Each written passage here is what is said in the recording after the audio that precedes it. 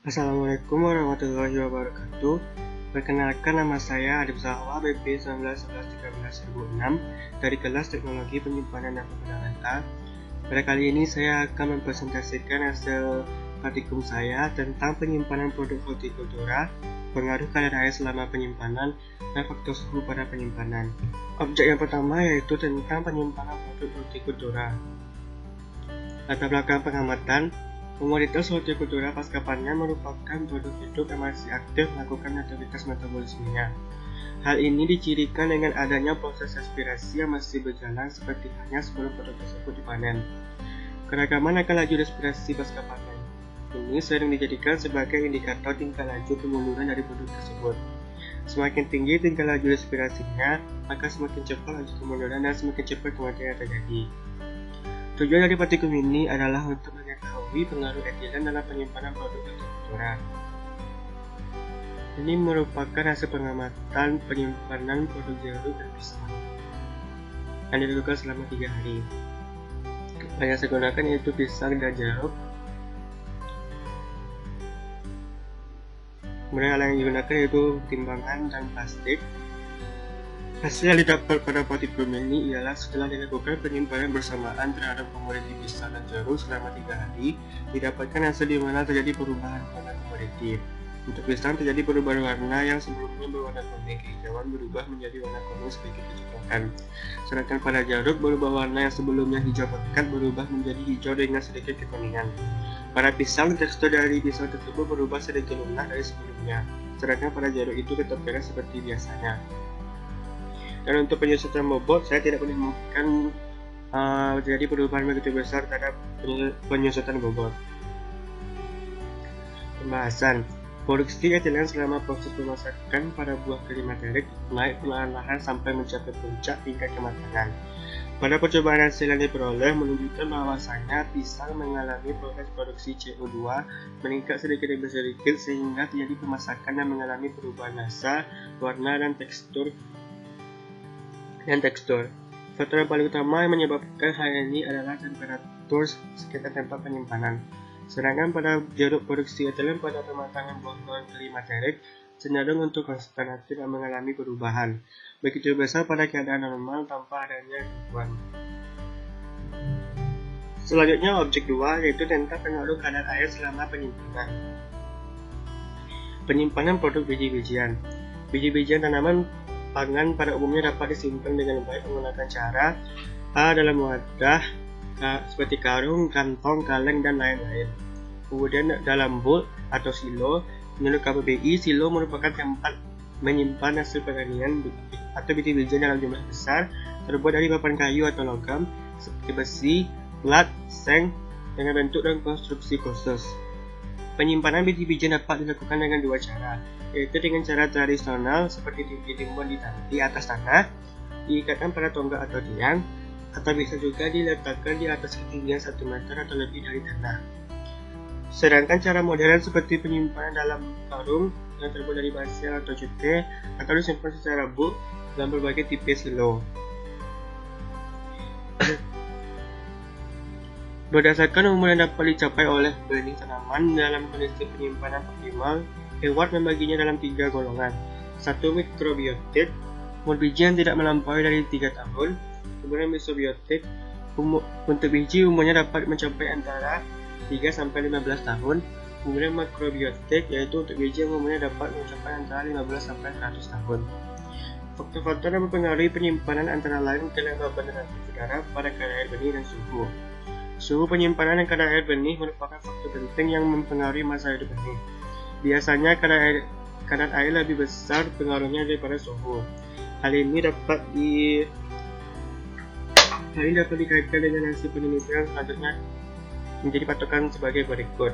Bagi tiap terjadinya penurunan 1% pada kadar air benih, umur benih akan bertahan sampai 2 kali. Bagi tiap terjadinya penurunan 5 derajat Celcius suhu dalam penyimpanannya, umur benih akan bertahan 2 kali. Kadar air yang tinggi memudahkan perubahan biokimiawi dalam biji dan pertumbuhan mikroorganisme, sehingga rayap selama dalam penyimpanan. Pemeliharaan terhadap kelembaban relatif udara atau kadar air benih serta temperatur dalam penyimpanan adalah penting. Ada beberapa hal juga yang dapat mempengaruhi ilmu benih antara lain. 1. Kandungan O2 dan CO2.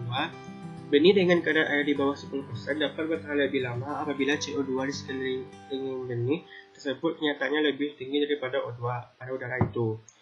Kemudian kedua, jenis benih. Jenis cerealia yang berbeda dalam penyimpanan di bawah keadaan atau persyaratan yang sama, umur simpannya akan berbeda pula. Yang ketiga, riwayat benih. Keadaan cuaca sewaktu benih masih di lapangan, kerusakan mekanis selama pengolahan, suhu yang terlalu tinggi, hal itu memiliki pengaruh besar pada daya tahan tubuh benih, daya tumbuh benih sewaktu pada penyimpanan. Pengendalian suhu kadar yang baik untuk penyimpanan biji-bijian adalah dengan kadar air di bawah 14% dan suhu di bawah 20 derajat Celcius. Memberikan perlindungan yang cukup terhadap perubahan-perubahan kimia, biokimia, dan mikroorganisme. Meskipun kerusakan karena serangga dan binatang mengerat masih dapat terjadi. Pengeringan gabah dan padi perlu dikeringkan setelah dipanen.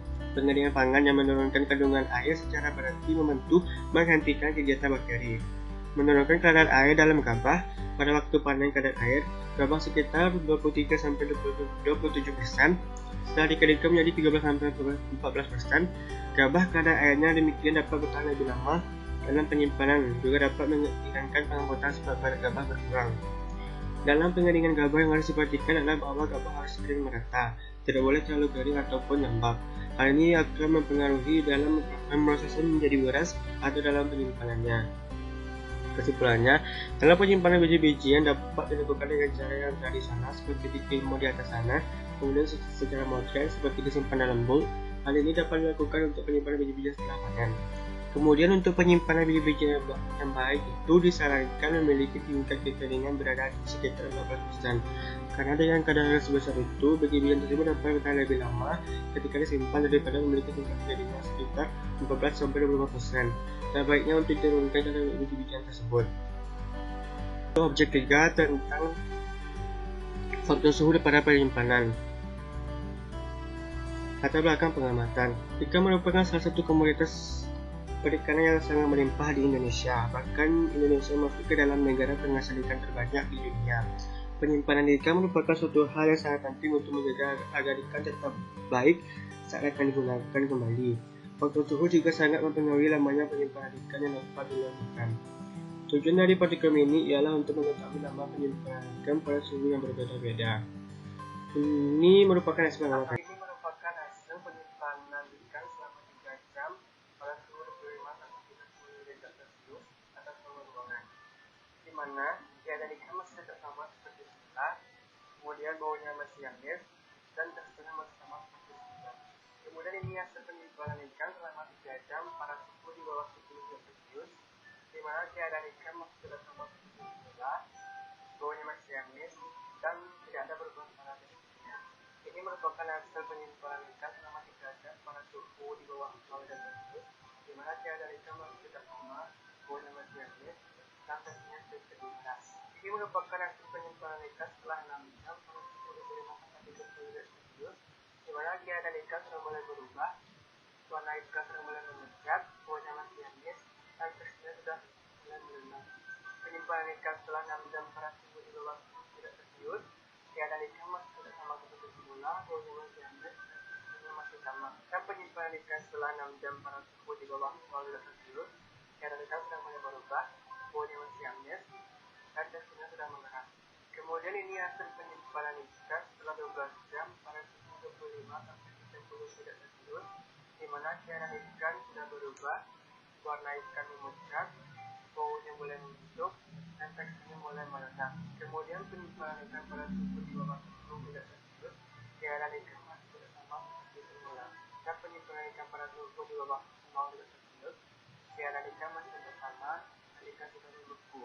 Ini merupakan hasil penyimpanan ikan setelah 24 jam pada suhu 25-30 derajat Celcius, di mana keadaan ikan berubah, warna ikan memucat, baunya membusuk dan teksturnya mulai rusak. Penyimpanan ikan pada suhu di bawah 10 derajat Celcius setelah 24 jam, keadaan ikan masih sama seperti semula. Dan penyimpanan ikan pada suhu di bawah 0 derajat Celcius setelah 24 jam, keadaan ikan masih sama seperti semula dan ikan benar-benar membeku. Pembahasan penyimpanan dengan suhu pendingin dapat menghambat pertumbuhan atau aktivitas mikroorganisme, namun tidak dapat membunuh seluruh bakteri atau mikroorganisme yang ada pada ikan. Penyimpanan pada suhu beku memungkinkan untuk dapat membunuh seluruh bakteri yang ada pada ikan karena dengan suhu beku, seluruh kadar air ikan menjadi membeku sehingga tidak ada aktivitas mikroorganisme. Penyimpanan bahan makanan pada suhu rendah dan beku dapat mengakibatkan perubahan mutu. Pendinginan dapat berpengaruh terhadap rasa, tekstur, dan nilai gizi serta sifat-sifat lainnya. Perubahan mutu ikan bisa terjadi ketika ikan telah didinginkan atau diturunkan suhunya setelah disimpan pada suhu beku atau suhu dingin. Karena seluruh tubuh ikan membeku dan ketika diturunkan suhunya daging ikan menjadi rusak karena pengaruh suhu. Ini hasil konsentrasi saya. Apabila ada kesalahan saya mohon maaf. Assalamualaikum warahmatullahi wabarakatuh.